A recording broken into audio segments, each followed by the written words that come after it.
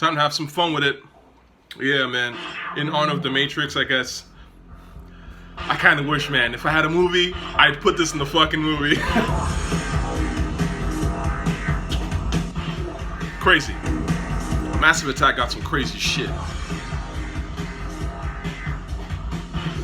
Crazy ass beat. Anyway, the reason I'm here today, let's talk some hip hop ass shit.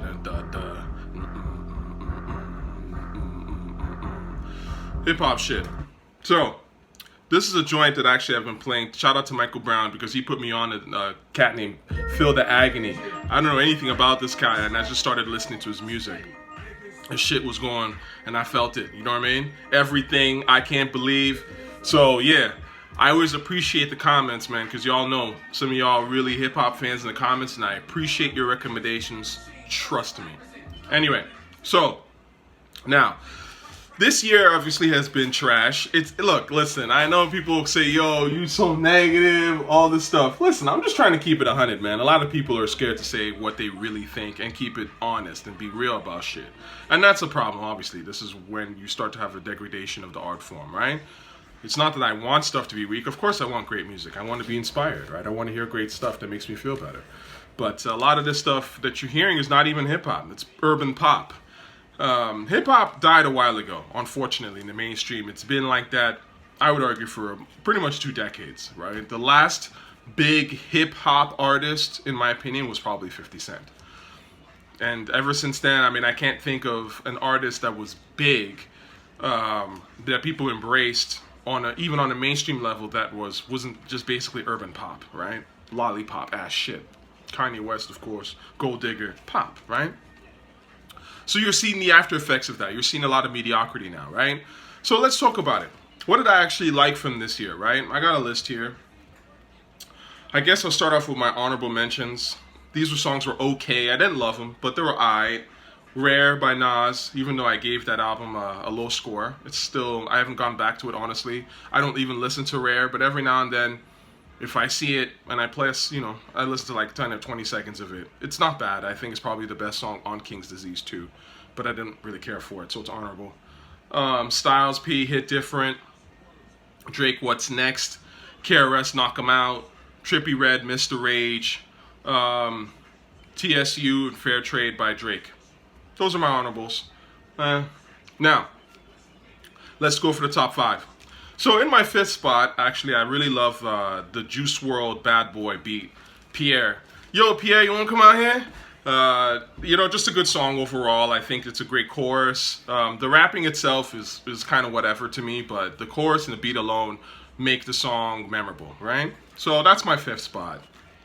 My 4th spot is Evidence, Lost in Time. You've heard me talk about this song in a previous video. I really love the beat.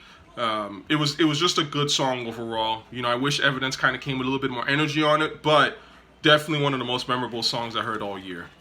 Probably the best underground, quote unquote, rap song that I heard, sort of, right? So that's number 4 for me. Number 3, I would say AZ, Check Me Out. Check me out, y'all. That chorus is hard. That scratch chorus is dumb hard. The song itself, the beat's pretty good. It's a decent beat. AZ is, he's okay on it. He's pretty decent. But I really think the scratch chorus is what takes the shit over the top. And the way that Pete did it, fucking masterclass shit. Love that fucking scratch chorus. And the video is really dope too. Shout out to whoever directed the video. That video is fucking dope. That's one of my favorite videos. It might actually be my favorite video of the year now that I think about it. Now, I would say my number 2 would be Talib Kweli, The Quiet One. Again, I really like the rhymes on this. I love Talib Kweli's first verse. I think he really, he spit some real shit in there.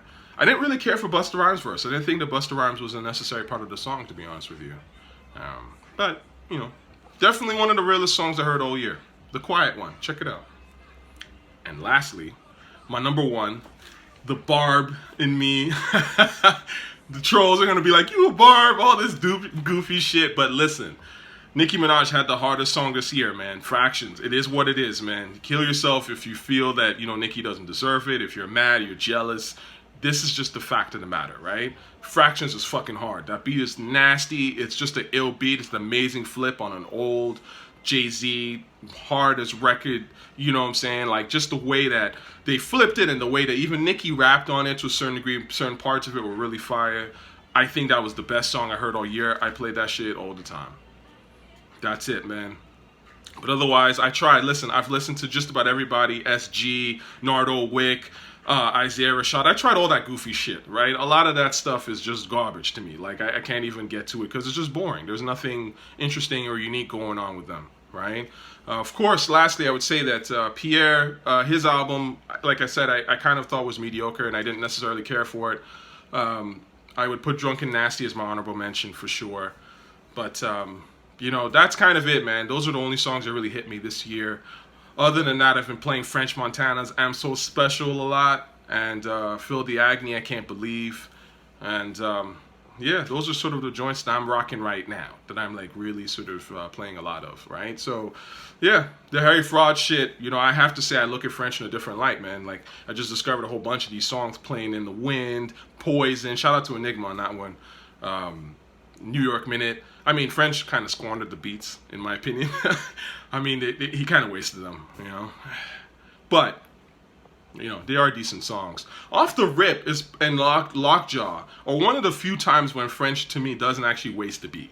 You know, French actually did a good job in Off the Rip, you know. But I think in some of these songs, it was just like the chorus and the sort of the beat carried the song so hard, you know, which is unfortunate because if he had sort of done more on it, it could really have been a fucking classic. So that's it this year, y'all. I can't say that I'm looking forward to much of next year. There isn't really a release that I'm checking for. Obviously, if Playboi Carti drops some new shit, I'll check it out. That Playboy Whole Lotta Red shit was super disappointing.